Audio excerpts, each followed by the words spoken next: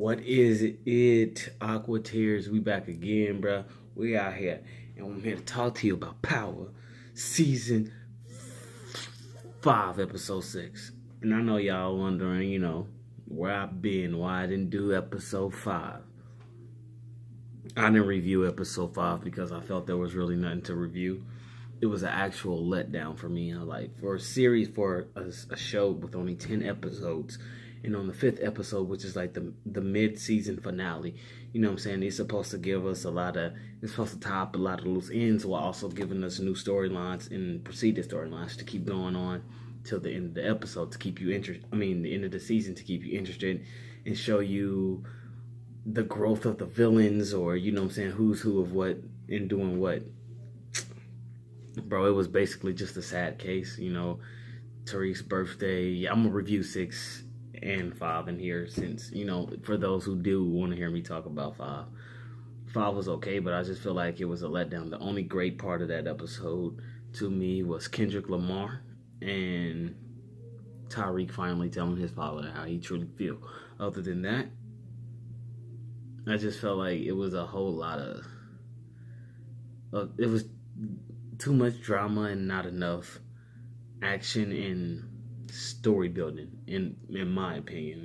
They didn't really build on top of nothing. They was just using things from other places in the cinematic universe, like when Lawrence Tate told Ghost that he had you fucked up, right? We all know that's from Menace to Society, you know what I'm saying? Like, they just using things, and there's nothing wrong with using lines like that. That's cool and all, but this is the middle of the season. And up to this point, it has been nothing. The first couple episodes was cool, but now it's just been dying off. You know what I'm saying? Like, there's nothing exciting happened. Yes, Kanan dropped a couple people, but the people that he dropped were no-name nobodies. It doesn't even matter, you know what I'm saying, in the long term. But anyway, that's how I felt about episode 5. Moving on to episode 6. Now, this episode got me a lot more hype, man. Like, we got to see what Tariq's up to, what he's doing in school, how he's feeling. Kanan's still pushing him to be his own man, make your own money. You ain't gonna be nothing if you don't make more money than your dad and have your own. That's the ideas he's pushing up on him. He found out that Tariq killed Ray Ray instead of Ghost, which I think he actually liked for some odd reason. He's just that type of person. Well, he got everybody. He's playing everybody against everybody right now. He got Tariq against his dad. He got Tommy against Ghost and Ghost against Tommy. It's just like, it was just like, it's just commotion, bro. And then you got Teresi. I think Teresi's starting to actually feel like a father towards Tommy. That's why he's pulling back and don't want to snitch on him. But you know what I'm saying? Like they say, he can't go back on him now. If anything, he might try to switch. He might actually try to sell out Sammy for Tommy to stay out and to keep Tommy free. But I doubt that'll work. Angela's in a big predicament right now. They found out she hit the ballistics report, this, that, and the third. So this episode should have been a episode 5, but this episode had a lot going on, and I loved it. Now they got some real issues to deal with because Angela's team is coming after them now that they found out that the ballistic port it matches Tasha's gun. So everybody's about to come at Tasha. Like, hey, Tasha, we know you didn't do this. Tell us Ghost did it. All you got to do is say Ghost did it. Da-da-da-da-da. And little do they know Ghost didn't do it. It was Tariq. So they about to put the pressure on her to snitch on her own son. And I really don't. Not Angela. The other cop, I forgot her name.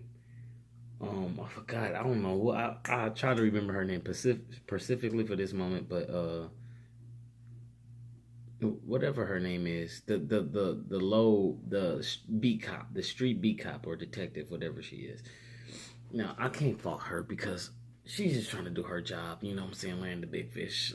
I can respect because she's really trying to be about the book and handle business. but she don't know that Raymond Jones was actually a dirty cop. Well, no, she do know that. She knows that. She knows that. Came to speak to Raina and all that. But I just like that she's not trying to be malice, you know what I'm saying? She's just trying to solve the case of a killed cop that she feel of a cop that got killed that she feel was wrongly killed. Don't know the whole story, but you know what I'm saying, that's the part that she know.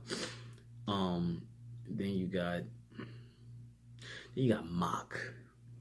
And man, I love Han. Han's one of my favorite characters on Fast and the Furious, bro. What was, because you know he's dead. But Mock is really pissing me off. He's a great actor, you can tell. Just because that nigga make me mad every time he on screen, bro. He's coming, and that's one thing I don't like.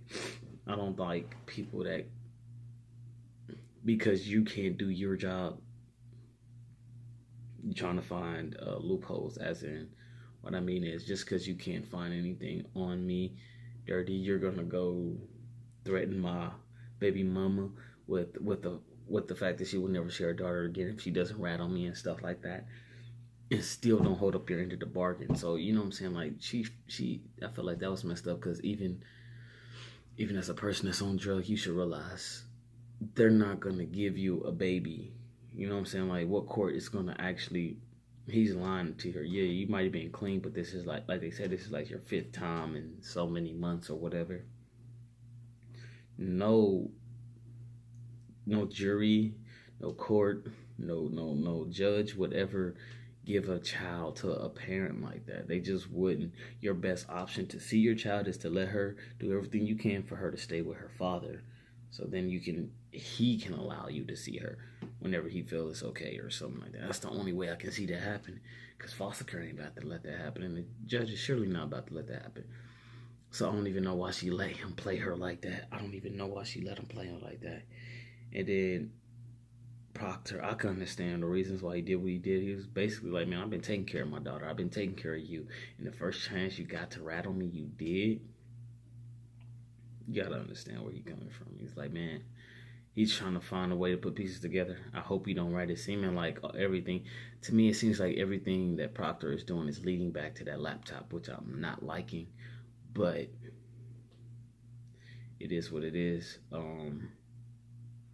Angela, I think we found out what Tommy did with the tracker. I think he either put it on Dre's car or the Jimenez car, but he tagged somebody with that tracker. We will find out eventually who he tagged with the tracker, but right now we don't know.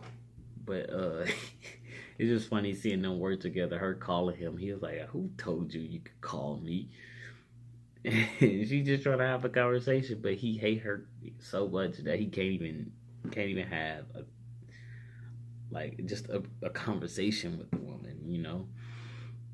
Ghost is trying to be a better man. You can see that in his eyes and the way he was moving, you know what I'm saying? In this, he really want to do better and be better. But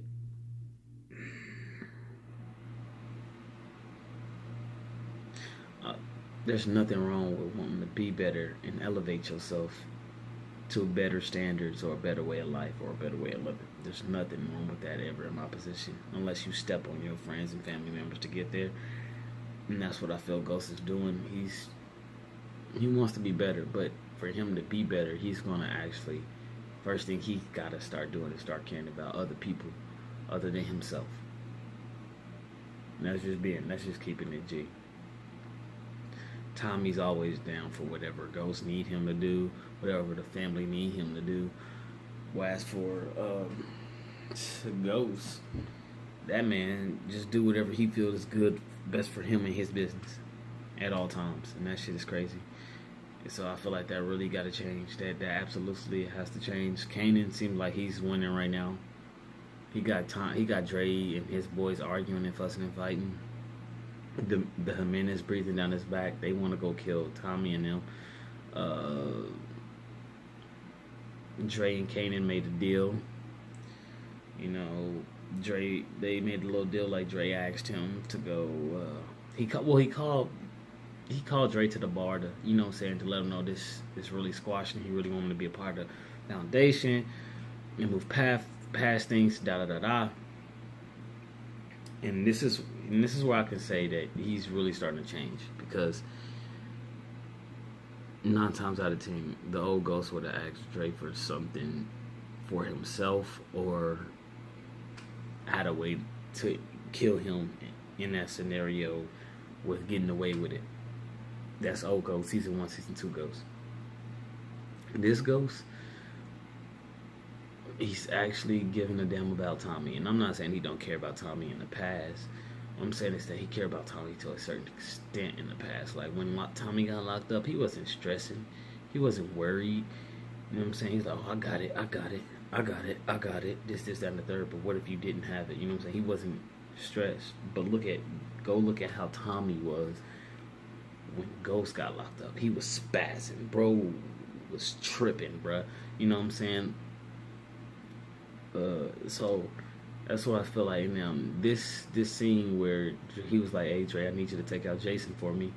You know what I'm saying? That's him asking, like, take out Jason because this is your fault. You stole Tommy's business and put Tommy in this position. Save his life, bro. You owe him that much, bro, because he saved you from hella shit. And then Dre in turn asked him to take out Diego Jimenez, which is what Alicia want because he's such a wild card and he's reckless. But I honestly feel like that can come back to bite both of them.